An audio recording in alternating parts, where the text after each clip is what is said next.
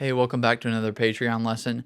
Today I'm going to be talking about some room mic configurations. The last lesson was based on three different stereo overhead configurations, and kind of, looking at the differences of width, EQ, kick snare relationship, all that good stuff. So I thought it would make sense to follow that with a room mic comparison. And for this one today, there's only going to be two kind of different configurations to try out.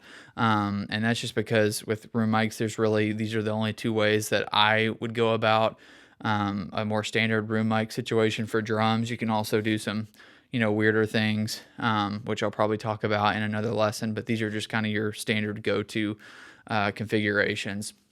And so those two examples today are going to be a combination of a pair of stereo mics and a mono mic. And so the two different variables we're going to compare are a mono close room with stereo far rooms, and then swap that around and have stereo close rooms with a mono far room.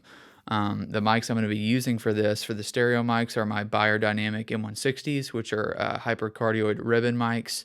So those, you would think, a lot of people would want to use like a figure 8 or omnidirectional microphone for rooms, but what can be cool about hypercardioid mics is you can really get some heavy ambience by pointing, the mics away from the kit if you want just a lot of the ambience, but not a lot of the direct sound, or point them at the kit, etc. There's kind of a lot of variance. You can control your room sound quite a bit. And those are in an XY configuration, both as the close mics and the far mics, kind of centered on the kit as much as possible.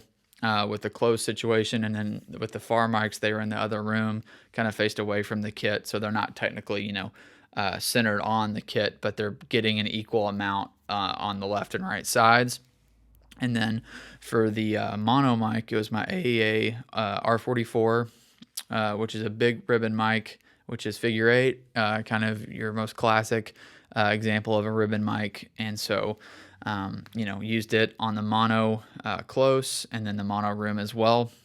I did try to position these mics in the same kind of positions as much as possible. So I've got the close room was kind of waist level, maybe 3 feet off the ground or so, and the far rooms were always at about head level, and I'm a little under 6 feet, so anywhere around 6 feet tall. So I tried to kind of place them in the same positions, even though I swapped the mics around just to keep the variables as close as possible. You're going to hear all the same processing on both. The only things that swapped were the mics. So the stereo mics on the far, and the mono on the close, and then vice versa. And I did try to, gain match them as close as possible, so it's a fair comparison, and one doesn't necessarily sound, a lot louder than the other. So what I'm going to do is jump to a playing portion. I'm going to show you a full mix, going back and forth directly between the two options, and then right after that I'll play the same video again with just the room mic soloed, so you can actually hear what those configurations are doing on their own without any of the close mics on the kit. And then we'll come back and I'll talk a little bit about what I hear with each configuration.